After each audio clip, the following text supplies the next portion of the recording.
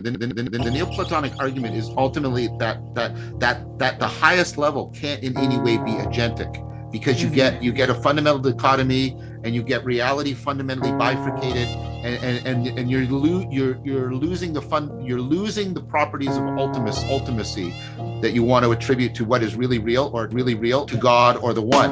And that's why the oneness is even beyond the network. Again, there's nothing agentic at that level. But the mystics talk about this. They talk about you get to a state where, there's no why for the roads.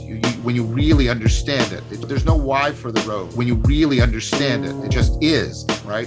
When I can really see things participating in God, is a Platonic idea that beyond in the sense of being convergent, beyond how I find truth, goodness, and beauty inherently valuable, I find being just inherently valuable. Maybe that's just a property of any, and for me, that's a profound kind of participatory knowing.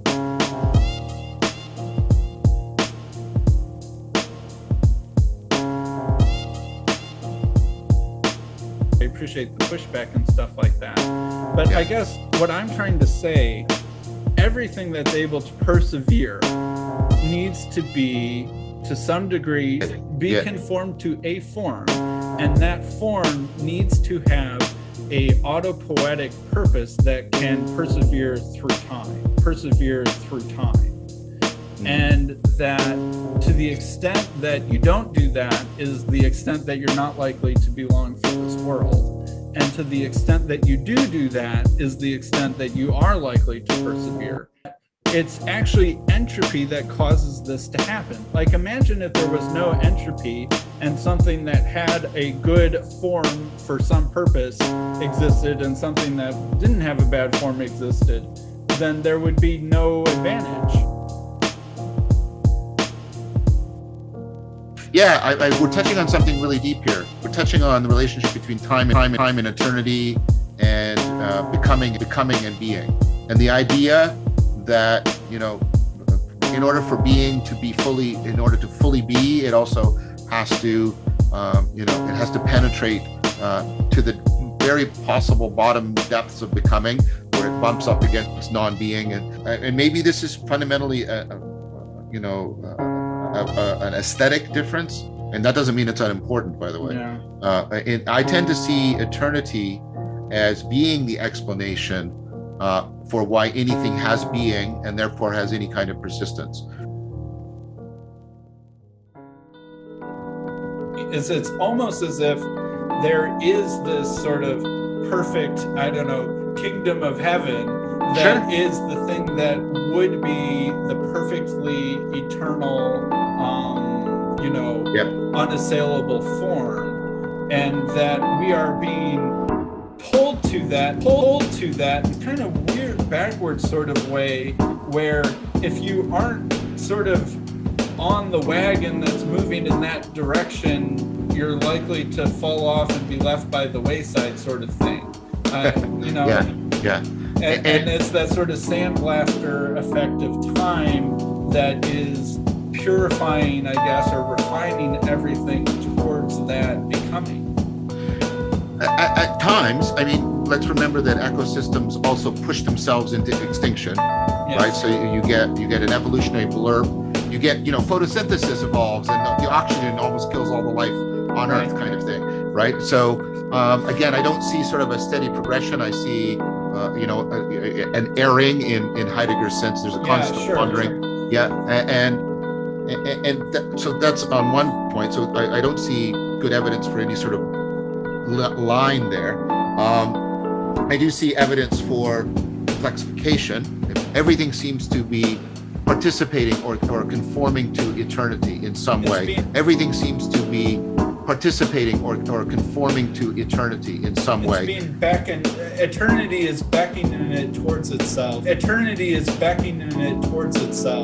Yeah, and Plato would love that. At the risk of extinction, or something like that. It's sort of, and I feel like this sort of balances, like, the Gospels are sort of weird in this way of really warning you very strongly about how bad the consequences for bad moral behavior or deviation from the way is, or narrow is the way that leads to life, and broad is the way that leads to destruction. There's this very strong judgmental thing, right, balanced with this love and this, eternity and this promise of eternal life and stuff like that. And there's a weird sort of way, I guess, and what I'm saying is that I kind of see that as conforming to what I'm trying to describe as this sort of brutal judgment of nature demanding that you be conformed to something that can cause you to exist or at the risk of extinction and dissolvement and lack of being.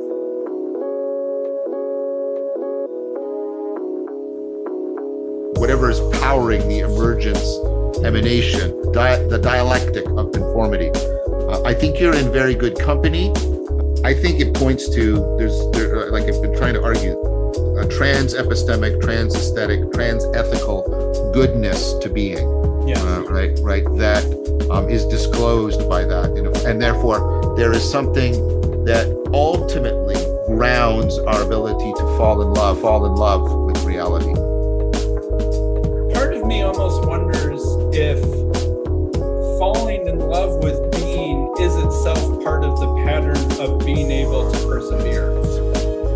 I think so. I think there's something analogous with our conscious experience of the love of the goodness of being, and something about reality persevering, keeping going. Well, because if you don't love being and you aren't trying to conform yourself to what you imagine is sort of the purpose for your life or something like that, it might not go very well for you. Whereas if you're someone who's deeply trying to sort of submit, I guess, yourself to what it seems like is the higher beckoning in your life, right? It's sort of like you're needing to conform yourself to the purpose as you find yourself in the context. And that's sort of the affirmation of the goodness of being, is saying that, yes, I submit, I take up the challenge and I'm going to do it, as opposed to saying, I don't like this game. I don't like this. I didn't write these rules. I didn't choose to be here. I reject this. I think definitely when we are responsive and then responsible to the emergence into our life and consciousness of this aspect of reality, it will definitely make us more purposeful and purpose. I think that's right. I'm not challenging that. I guess for me, I would say I don't see there being any purpose to emergence and emanation. And I ultimately don't see there being any, it's the complete, Plotinus talks about it, just the self-overflowing of the one. It's just the plenitude of being. I don't know how else to, and for me, eternity is exactly the domain in which purpose makes no sense, because purpose is a temporal notion in some fundamental sense. And so I don't see, and again, I'm saying something very orthodox. God has no purpose. God can't possibly have a purpose. Right. So, and Spinoza makes that clear. It's like what would God be intending, right? What does that mean? That doesn't make any sense. No. But God can be a source of purpose without being. Yeah, but that I acknowledge that. Yeah, exactly. I wanted to acknowledge that, and that's exactly right point. That's sort of kind of my point, that it would seem to be that then purpose would go all the way up and all the way down. Well, then you're getting close to Aristotle's position of God's the unmoved mover. That means God has no purpose, but nevertheless God draws everything towards him. And that makes everything purposeful. Yeah. Yes, that is exactly what I was trying to say.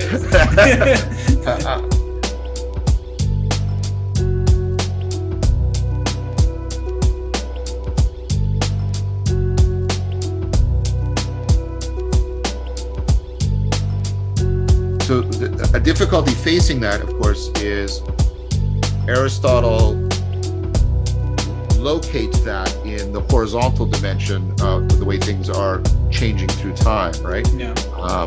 Like, and you get the stone wanting to be at the center of the earth, and all kinds of problems with final causation. And it's because of that, it's that aspect of the Aristotelian model that I reject. And that's why I see all of that when you're talking about ultimately in terms of formal causation. But I appreciate what you're saying is that everything is being drawn towards the one, everything is being drawn towards the one. And there's a scale of eternity to purposes. And yes. So therefore that must go all the way up to that thing which is the eternal, that's calling it kind of in the grandest possible way, both at the scale of individuals and at the scale of communities and nations and planets and solar systems and stars and everything. Sure, I'm still unconvinced that it's a property of everything other than autopoetic things at the horizontal level to be expressing purpose. Here's the position I've come to, that when we move outside of autopoetic things, the only way we can give them a purpose is by looking at the vertical dimension. And here's where I would push back on that. Yeah. Is that, like, we creatures don't exist in complete separation from our environment. We can, through our agency, interact with non-autopoetic matter such that we can give autopoiesis to extended mind, through our own agency